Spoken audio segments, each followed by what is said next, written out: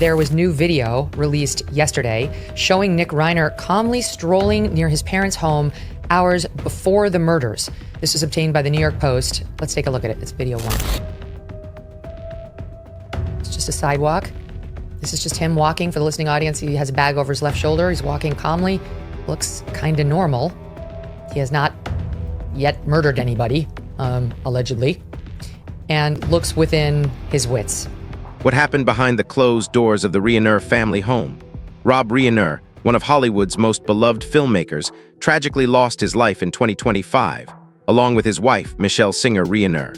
But was it truly the result of an unimaginable tragedy, or is there more to this story than meets the eye? Stay with us as we uncover the shocking details behind the deaths that stunned the world. Before we dive deeper, we want to hear from you. Do you think Nick Reiner committed these crimes, or could he be the victim of a larger conspiracy? Drop your thoughts in the comments below, and don't forget to hit the like button if you're following this intense story. Now, let's continue with the chilling details. Rob Reiner, a name synonymous with iconic filmmaking and acting, tragically passed away in 2025. His life, rich with creative triumphs and personal struggles, came to a haunting end. This video offers a glimpse into the life of this legendary artist, a life that was full of triumphs, struggles, and ultimately, a devastating conclusion. Rob, alongside his wife Michelle Singer Reiner, lost their lives in their own home, the place that should have been their sanctuary. The tragedy, however, was not a random act. It was caused by someone who had once been a part of their family, someone they trusted. Rob spent decades crafting stories about love, family, and human connection, yet in his own home, the fabric of his family life was slowly falling apart. His son Nick had been battling addiction for years, a struggle that had deeply strained the relationships within the family. Yet, no one could have prepared for the explosive argument that would unfold just hours before the tragic events. That night, tensions ran high, and what followed would shake everyone to their core. Now, as investigators look back at old statements Nick made about his father, chilling remarks are resurfacing. Remarks that suggest there were warning signs long before the events spiraled out of control. The final night of Rob and Michelle's lives played out on December 13, 2025. The couple attended a Christmas party hosted by Conan O'Brien. It was meant to be a night of holiday cheer with friends, colleagues, and familiar faces. The atmosphere was expected to be filled with laughter, warmth, and the spirit of the season. But something was amiss. Beneath the festive surface, tensions were rising, and soon, everything would take a darker turn. Witnesses later revealed to investigators that a loud, heated argument broke out between Rob and Nick during the party. This was not a quiet disagreement. It was an explosive confrontation that everyone could hear. Voices were raised, and the tension was thick in the air. It wasn't long before other guests started noticing something wasn't right. Several attendees later recalled how Nick's behavior during the argument stood out as alarming. His actions were no longer subtle. They were disturbing enough to make those around him uneasy. The events of that night lingered in the minds of those who witnessed them. The tension between Rob and Nick was so palpable that several guests remembered it clearly the next day. One guest described Nick as freaking everyone out, a phrase that would later become significant as investigators began piecing together the hours leading up to the tragic deaths. Rob, however, did not retreat from the situation. He confronted it head-on, attempting to manage the escalating conflict rather than shy away from it. He didn't let the situation spiral out of control. Michelle, ever the steady presence by his side, remained close to him throughout the exchange. They moved as a unit, together, unified, rather than separating or leaving it to others to intervene. It was clear that they were trying to handle the situation themselves. Not long after the argument, Rob and Michelle made their exit from the party. It seemed intentional, a quiet decision to remove Nick from the setting and take him home, away from the escalating tension. To some, it appeared as if they were stepping in as parents, trying to regain control of a difficult moment. They left together, perhaps with the hope that isolating Nick from the crowd would calm the situation and to prevent things from continuing to spiral publicly. Later that night, Rob spoke with Eric Idle on the phone. The conversation, according to Eric, was entirely focused on work. They discussed future projects, including the ongoing discussions about Spinal Tap 2. It was a typical conversation, engaged, forward-looking, and centered on the creative work ahead of them. There was nothing in the conversation that suggested distress or urgency. Rob was talking about future plans, projects still on the horizon. He was, as always, focused on what was next. But in the days leading up to that night, Rob had confided in friends something that would later carry heavy meaning. He had admitted that he was afraid of his son. This wasn't a casual comment. It reflected a deep, genuine concern. It wasn't born of anger or frustration, but rather of a father's fear for a son whose behavior had become too difficult to manage. At the time, it sounded like a parent's worried concern, a sentiment shared between many parents who feel helpless in the face of their child's struggles. But what happened after they returned home would tragically reflect that fear. In the early morning hours of December 14, 2025, Rob and Michelle Reiner were killed inside their Brentwood home. The Los Angeles district attorney would later confirm that the deaths occurred before dawn. The events of that night, which had begun with a loud argument at a party, would end in an unfathomable tragedy. A fear that Rob had expressed to his friends weeks earlier would ultimately be realized, and the lives of two beloved figures were cut short in the very home they had worked so hard to build. Authorities were quick to clarify that while the exact time of death could not be pinpointed, the window of time was clear. Around 3:00 p.m. on December 14, 2025, Rob and Michelle's daughter, Romy Reiner, who lived just across the street, went to check on her parents. But when she entered their home, she was met with an unimaginable sight. Both of her parents were unresponsive. Panicked, she immediately called emergency services. Paramedics and officers from the Los Angeles Police Department arrived shortly thereafter. Tragically, both Rob and Michelle were pronounced dead at the scene. The house was quickly secured, and investigators wasted no time in classifying the case as a homicide. One of the first things investigators noted was that there were no signs of forced entry. The doors and windows were all intact, showing no evidence of a break-in or struggle from the outside. This immediately focused the investigation. Whoever had committed the crime had either been allowed inside or already had access to the home. As part of the early investigation, neighbors were questioned. Several of them reported hearing no alarms, shouting, or any unusual sounds during the night. In a quiet, residential neighborhood like theirs, where sound travels easily and security systems are common, the absence of disturbance stood out as odd. Further analysis of the scene suggested something more chilling. Investigators noted that movement through the house could only have been accomplished quietly by someone familiar with its layout. The lack of any external disruption meant that the attacker knew the house well, where to go, how to move through the rooms without drawing attention.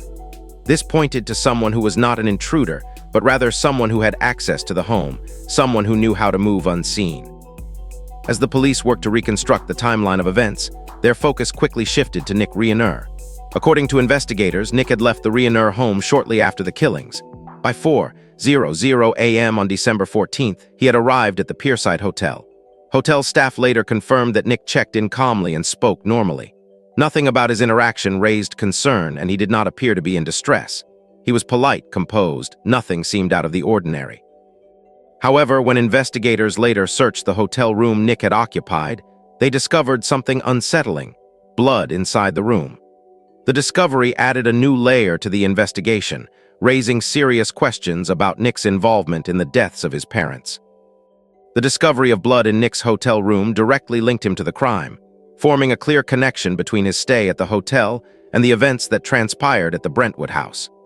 This finding placed Nick squarely within the timeline of the unfolding investigation, leaving little room for doubt. But despite this damning evidence, Nick's behavior in the hours following the killings appeared strangely composed. Nick's hotel stay was brief. He didn't linger. He left within hours, reinforcing the sense that he wasn't hiding or trying to settle in one place, but rather moving quickly and deliberately.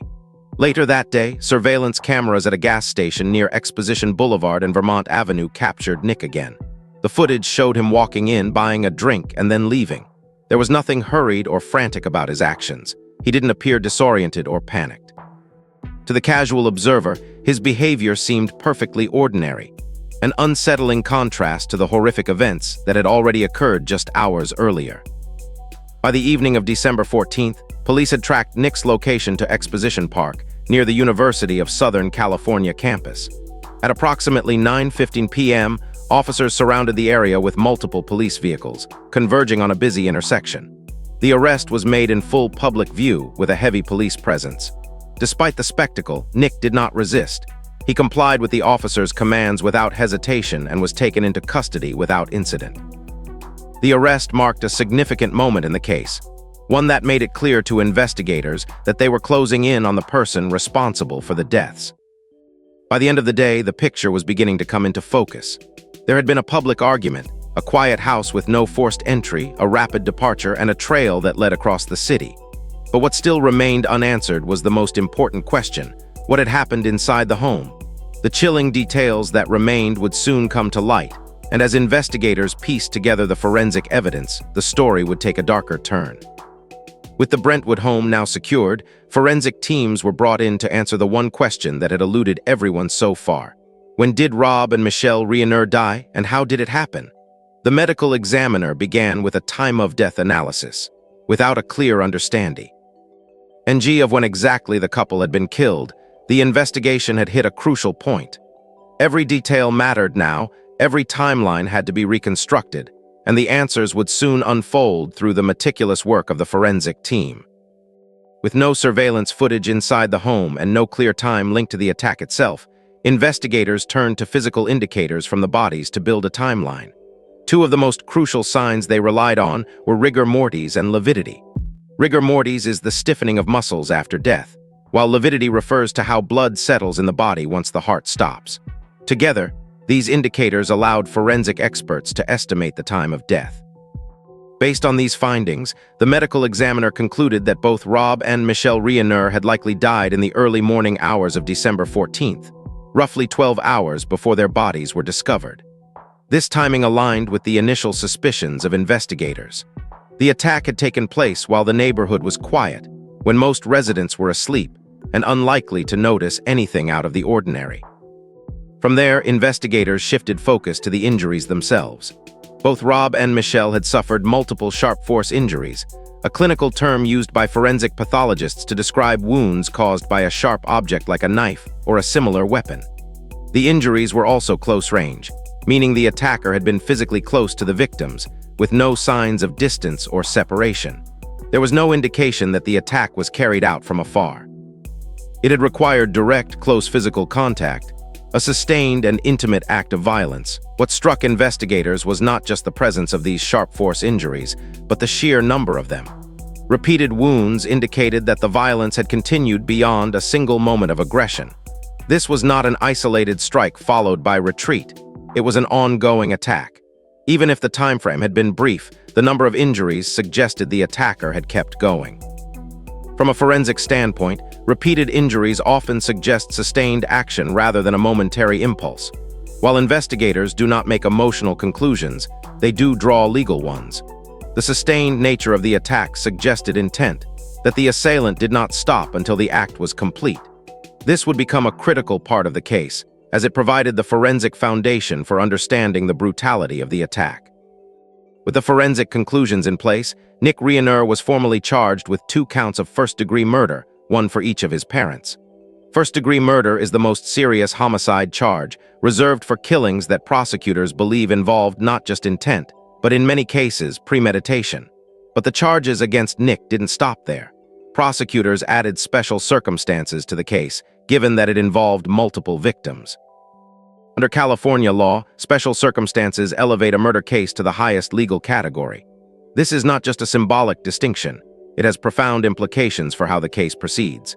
The classification of special circumstances changes everything, including the potential sentences. With these charges attached, Nick now faced the most severe penalties allowed by law. If convicted, he could either be sentenced to life in prison without the possibility of parole or even face the death penalty. The Los Angeles District Attorney's Office made it clear that this was the most serious charge they could bring.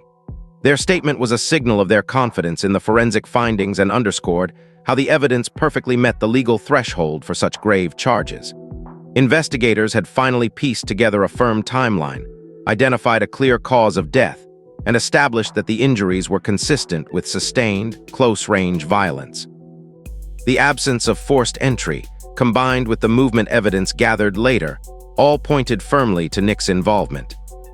What remained now was for these findings to be presented in court.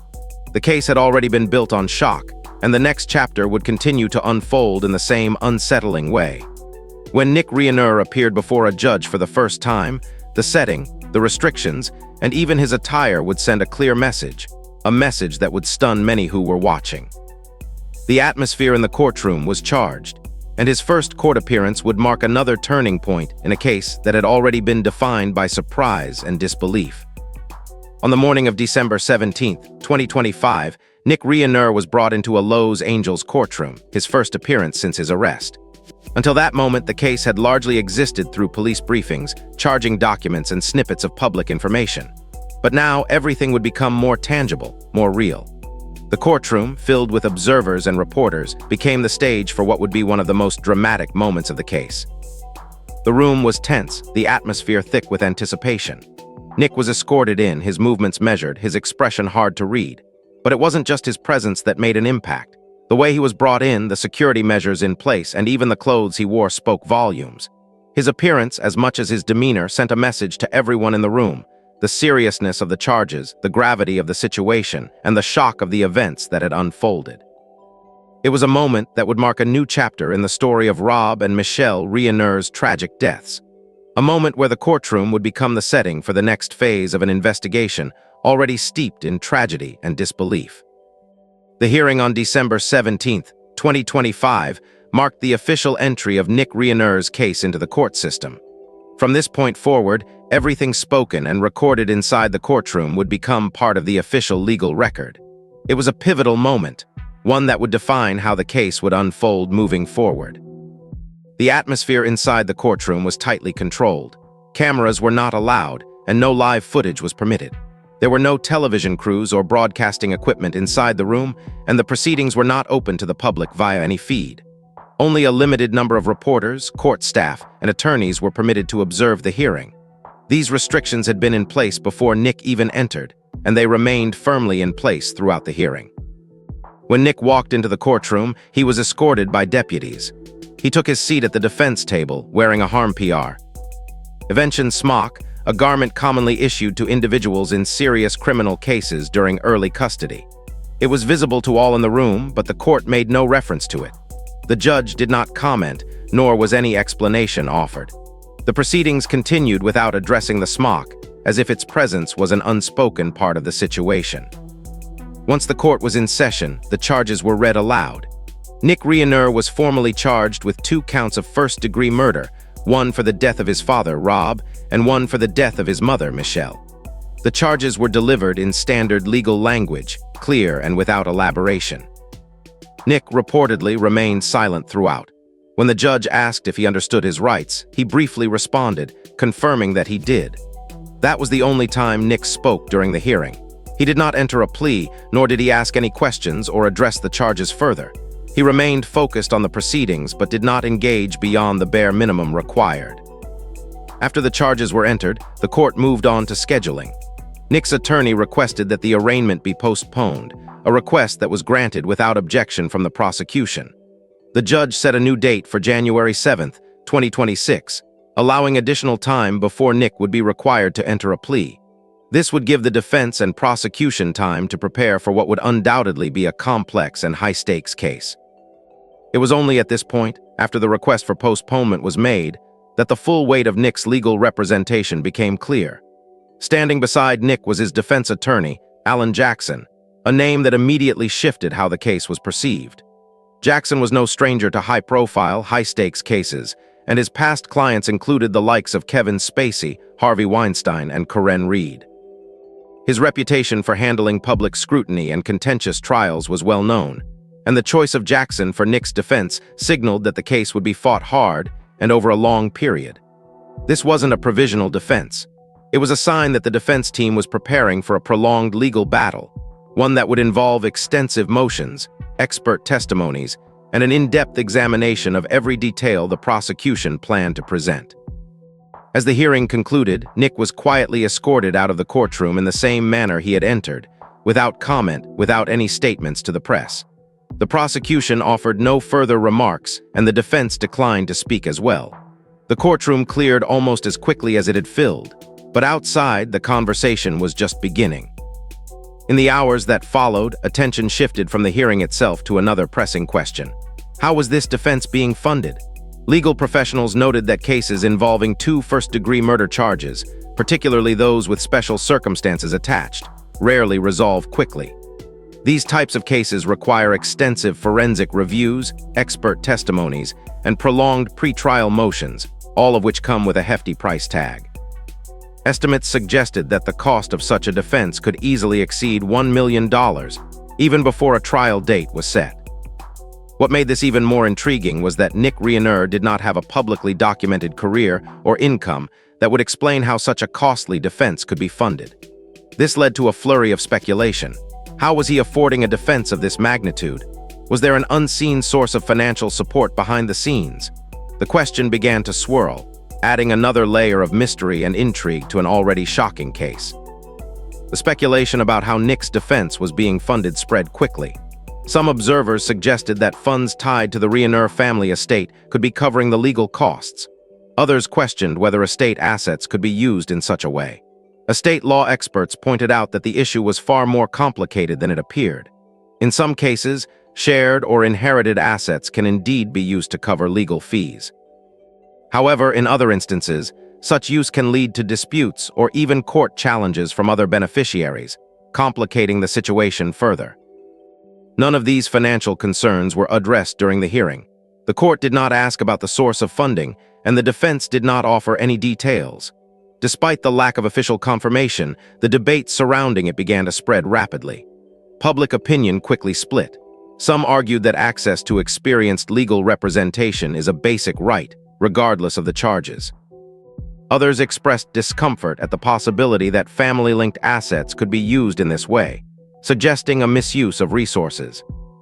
While this discussion raged outside the courtroom, inside, the proceedings remained strictly procedural. The judge focused only on the legal aspects, and Nick's silence remained unbroken. Within the Reiner family, the situation appeared equally unsettled. Reports began to circulate, suggesting that some surviving relatives believed Nick might benefit from psychiatric treatment in addition to facing criminal charges. However, these reports were never confirmed through official statements or court filings, leaving many unanswered questions about what the family truly wanted for Nick.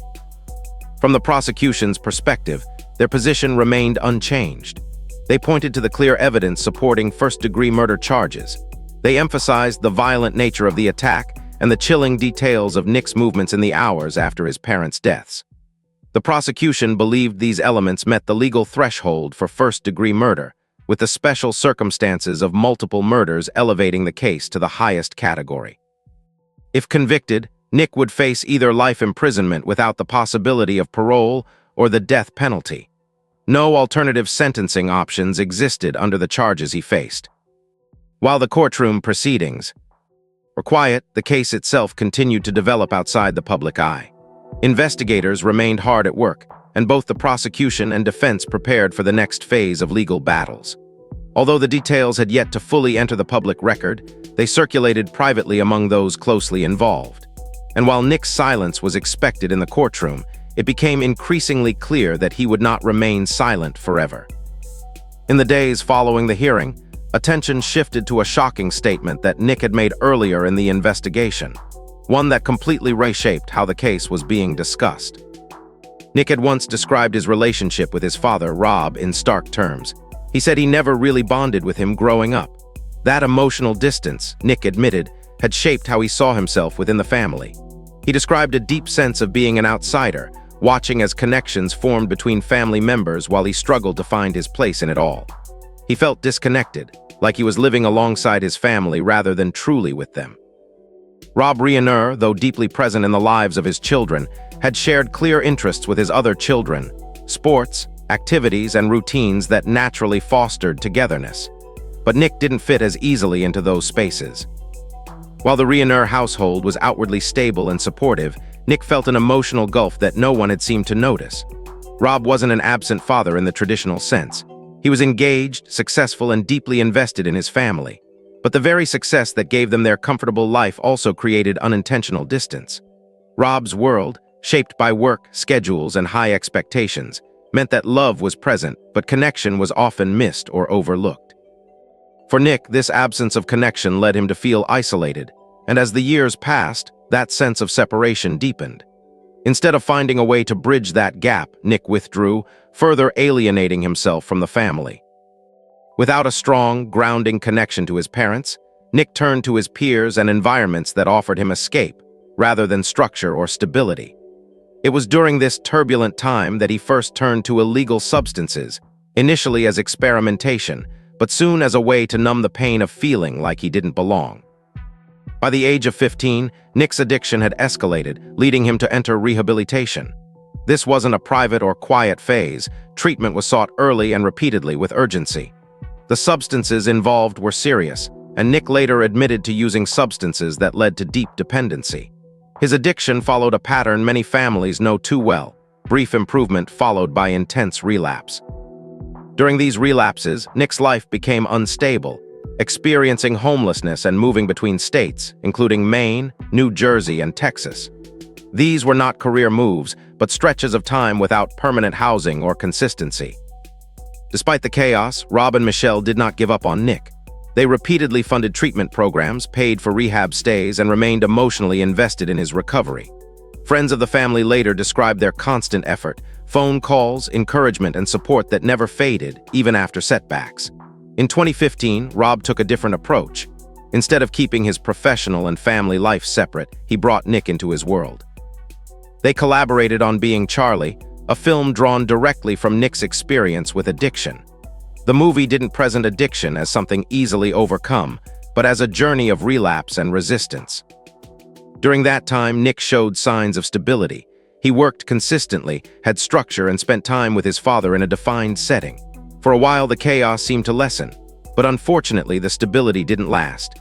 Nick relapsed soon after, and the progress they had made unraveled. Each relapse made recovery harder, both physically and emotionally, for everyone involved.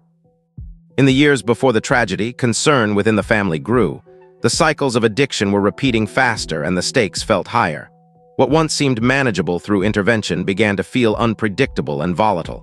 Rob and Michelle continued to support Nick, but their fear for his recovery and their own safety grew. Nick's admission that he never fully bonded with his father resurfaced, not as an excuse, but as a window into a complicated relationship marked by addiction, guilt, and disappointment. By the time of the Christmas party, the tension between them was not new. The argument that night was a culmination of years of effort, relapse, and unresolved distance. In the days following the deaths of Rob and Michelle Reiner, their surviving children, Romy and Jake, issued a joint statement acknowledging the scale of the loss and the shock surrounding it. The message focused solely on grief, avoiding any attempt to explain the events or address legal matters. It conveyed the profound pain the family was experiencing, emphasizing that Rob and Michelle were not just public figures, but the emotional center of their family. Their deaths were not only a public tragedy, but also a private one that had deeply fractured the family.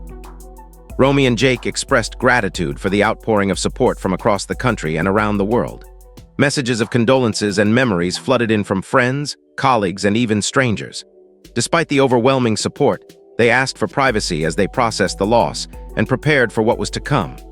No further statements were made, and the family withdrew from public view, allowing the legal process to proceed without interference from public speculation. Behind the scenes, a private memorial was held for Rob and Michelle. The gathering was intentionally small, attended only by close family, longtime friends, and trusted colleagues. There were no cameras, no public program, just a quiet, restrained moment for those who knew Rob and Michelle best. It wasn't about career milestones or public accolades. It was a time to mourn away from the spotlight. Across Hollywood, reactions continued to pour in.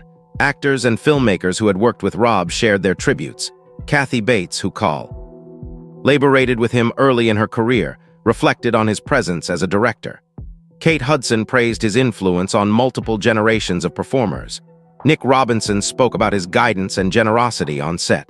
Though the tributes varied, they all highlighted his steadiness, respect, and ability to create spaces where people felt safe to do their best work. Reactions to Rob's death naturally turned to his body of work. His films, such as The Princess Bride, Stand By Me, and When Harry Met Sally, had become cultural landmarks, not through spectacle, but through character, restraint, and honesty. He redefined genres by grounding them in human connection, sincerity, and truth. His legacy was not built on the volume of his work, but on its consistency and the trust he placed in actors. Michelle Singer Reiner's role was also recognized, though often more quietly. She worked behind the scenes, supporting philanthropic causes and focusing on family life. Those who knew the couple described them as true partners, navigating decades of work, parenting, and public life together. As tributes continued, the stark contrast between Rob Reiner's public legacy and the private circumstances surrounding his death remained ever-present. The same industry that had once celebrated Rob Reiner's contributions now watched as the legal case involving his family unfolded. For the Reiner family, there was no clear separation between these two worlds. Public remembrance existed side by side with their active grief. Professional praise and recognition arrived, even as the legal proceedings moved forward. These two realities, one public, one private, overlapped, though they were never addressed together. As the legal process continued, the tributes and memorials to Rob and Michelle served as a quiet reminder that behind every charge and headline were real people, parents, partners, and friends, whose absence would be deeply felt long after the cameras moved on. Their lives were not just stories or symbols. They were human beings, loved by those closest to them. What do you think? Did Nick Reiner commit these crimes, or is he being framed? Let us know in the comments section below. And if you enjoyed this video, don't forget to click on the next video on your screen.